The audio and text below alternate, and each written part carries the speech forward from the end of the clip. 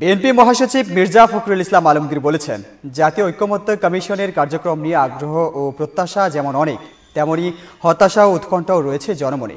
বিএনপির পক্ষ থেকে আমরা যেমন ৬টি সংস্কার কমিশনের কার্যক্রমে সক্রিয়ভাবে অংশ নিয়েছি, তেমনি ঐকমত্য কমিশনের প্রতিদিনের আলোচনায় আমাদের প্রতিনিধিরা কার্যকর অংশগ্রহণ করে চলেছেন। তিনি বলেন, বিভিন্ন বিষয়ে ঐকমত্য পৌঁছাতে আমাদের প্রতিনিধিরা সভায় অংশগ্রহণকারী অন্যান্য রাজনৈতিক দলের মধ্যে ঐকমত্য প্রতিষ্ঠা এবং অনেক বিষয়ে ছাড় দিয়ে হলেও একমত হয়ে কমিশনের ঐকমত্য প্রতিষ্ঠার প্রয়াসকে সহযোগিতা করছেন। কিন্তু দীর্ঘ আলোচনার পর সংস্কার কমিশনগুলো যেসব প্রস্তাব পেশ করছে তার বিপরীত কিংবা নতুন নতুন প্রস্তাব উত্থাপন এবং তা নিয়ে অনেক সময় অচলাবস্থা সৃষ্টির কারণে কার্যক্রম বিলম্বিত হচ্ছে।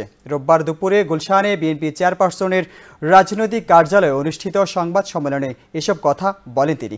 জাতীয় ঐকমত্য কমিশন ও সংশ্লিষ্ট সংস্কার প্রক্রিয়া নিয়ে দলের অবস্থান স্পষ্ট করতে এবং এই সংবাদ সম্মেলন করে বিএনপি।